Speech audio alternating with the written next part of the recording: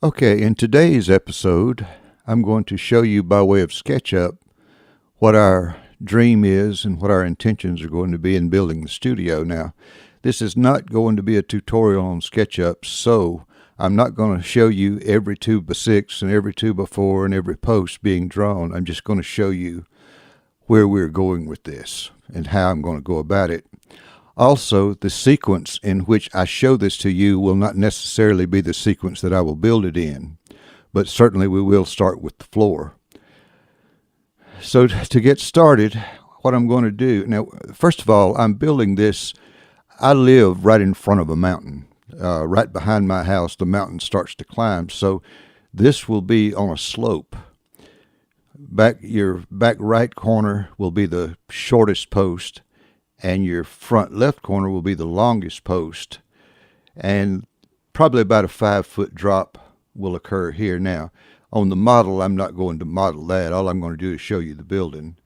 But anyway, suffice it to say, the reason that I'm using so many posts is because on the side of a mountain, every time it rains, you lose just, it washes just a little bit. So over time, if you only put a post at each corner and maybe one in the middle and use big 2x10s or 2x12s for your joist, you would have some movement of the building over time. It might even fall off of those posts after a while. So the way I have built my shop and sheds and stuff, and it's worked out very well for me. It may not be the way that a professional builder would do it, but it's the way I've done it, and it's worked out really good. I use a lot of posts, and I use a 2x6 for my joist because there's only 4 feet between these posts. And then I put a 2-foot grid in amongst that because my floor will be plywood, 3/4-inch plywood. So what I'm doing is I'm building this. This will be 16 feet across. It will be 24 feet deep. I start at the back, and I start by building the outer frame, and then I start filling in my joist grid. What I do is I bring it forward 4 feet and put the plywood down, and that squares the building. It squares the floor. It'll be as square as the plywood is, and of course the plywood's what's got to fit on there, so I'm using that as my square mechanism, and it's turned out really well. So what I'll do is I'll build a 4-foot section both sides, and then I pour, square it up, move it to where it fits the plywood, and then I pour cement. And I also dig down 1.5 feet because our frost line is 12 to 14 inches. And I try to go 1.5 feet. Now, there's also a lot of rock up here, and I'm building this sort of in a little wooded area, so there's some big trees that I don't want to kill, so I'm not going to cut through their roots. If I dig down and I hit a rock that's too big to get out with a hole digger, or that a root that will not be easily cut with a hole digger, I stop, and that's as deep as that hole is going to go. But there's about 35 posts in here, so as long as half of them are down 1.5 feet, I think we'll be all right. But then I pour that, and that gives me a lot of teeth on the side of the mountain. So over time, if it washes, it's not going to wash my building down the hill. As you can see there, the plywood will go on. And I use that method. I'm about halfway through with being dried in at this point. And I'll catch you up with future episodes and show you what we did.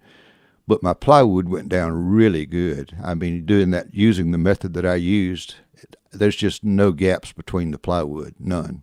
It fit really tight, and that was a good way to do it. Of course, at some point a rug will go on, certainly not right now, but there'll be a rug. Then we'll put our stud walls on. And in this case, you'll notice there's no windows being framed in for the stud wall, and there's a reason for that. In a studio, you don't want sound to get in, so windows are a little bit harder to keep your sound in than to be able to put insulation in a stud wall. The neighbors will appreciate that, but I'll appreciate it too, because when I have an open mic and I'm singing or recording an acoustic guitar or something like that, I don't really want sound other than what I'm recording getting onto the recording. So That's the reason we don't have any windows back here. Now on the front, I am going to put some windows, my door opening and my windows, but I'll use double pane windows, and that helps. But I just didn't want too many windows in there. And I did this mainly for aesthetics. When you're looking at it from the road, it might be back up in the woods, but you can see it, and I want it to look nice. You know, I want it to be pretty.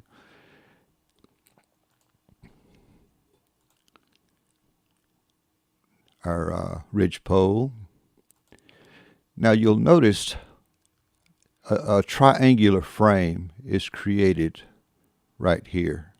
I used this on my last studio and it worked out really well. What I'm going to do is put Lexan in here, and there again a double pane of it with about a 3-inch gap with air, and you'd be surprised how well that works as far as soundproof. It might not be perfect, but you know, for what I'm doing, it's going to be quite good. But anyway, so Lexan will go in there.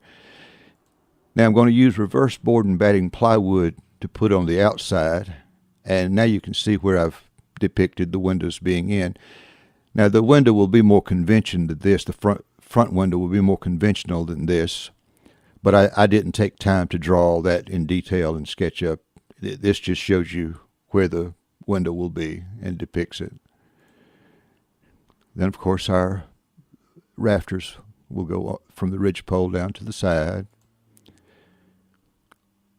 Well, I'm going to use tin for my roof. Now, if this were a commercial studio and I was renting out time where people had to book a certain time and they happened to get here and it was raining, we'd be in trouble because rain will definitely go onto your recording. But since it's just for me, if it's raining, I just simply won't record something with an open mic. You know, I might record bass guitar, which I plug in, or something like that, or a guitar. But acoustic, I'll just wait until it doesn't rain. So I have that option. So 10 is okay here. I'm going to put a little porch on here because artistry is part inspiration and part perspiration. And so to get my inspiration, I'm going to be able to sit out on my porch and look out. And, you know, this is an inspirational area I live in. I love the mountains. And we live in a nice little valley. Like I say, we're backed up to a mountain. But looking out over the valley, our neighbor has some sheep and or goats, one or the other. And anyway, some livestock and some chickens. And I enjoy that kind of stuff. That just is peaceful to me. And then, of course, what we'll do is we'll trim things out, try to make it look pretty. The porch will, of course, have a top on it. This just gives you a bit of a view around the building. Again, this is nestled up in a little thicket of woods back there, so it's just a beautiful setting. I am chomping at the bit to get this finished. Now, it will be a video editing suite as well as a recording studio, so as you can see, we have a TV screen back there. The projection TVs that you can get now are just fabulous. They look fantastic, and with my compromised eyesight at age 73, I need a big screen to be able to read the details of my editing software. So anyway, that will be the screen that we work from. This just gives you some little different angle looking around the inside of the building.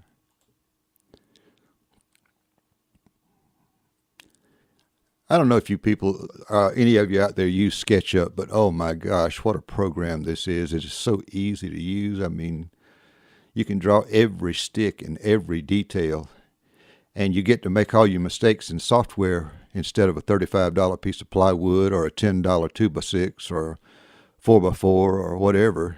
If it fits in SketchUp, it'll fit. If the dimensions work in SketchUp, they will work in real life. So that gives you a bit of an interior view.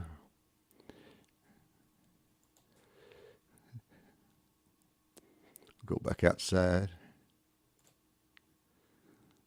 And of course, we'll have a couple of easy chairs on the front porch. But I just thought I would do this episode and just let you see what our dream is and where we're going. And I'm about halfway through with it at this point. So what I'm going to do is in future episodes just edit the footage that I've already taken, and of course footage that I will take as we finish it up. And you'll get to live the dream with us. And once we get done, then we'll have a place to make new recordings of music and edit our videos, and I won't have to be going back. I'm 138 or 9 miles from my other studio, which is back in Covington, Georgia. So I rarely get to go there. I live up here now most of the time, and I just want to get to the point where I don't have to make that drive anymore. I just want to get up in the morning with a cup of coffee and walk about 100 feet up to this little work area, and you'll start seeing a lot more videos from me once that takes place. But I hope you've enjoyed this little preview of what we're trying to do. And if you haven't subscribed and you want to watch us do this, just hit that subscribe button and you'll get notices. I think you have to hit the little bell if you want to get notices as to when the new episodes will come out. But you'll get to follow us and enjoy this with us. Thanks for watching. Episode 3 is on the way.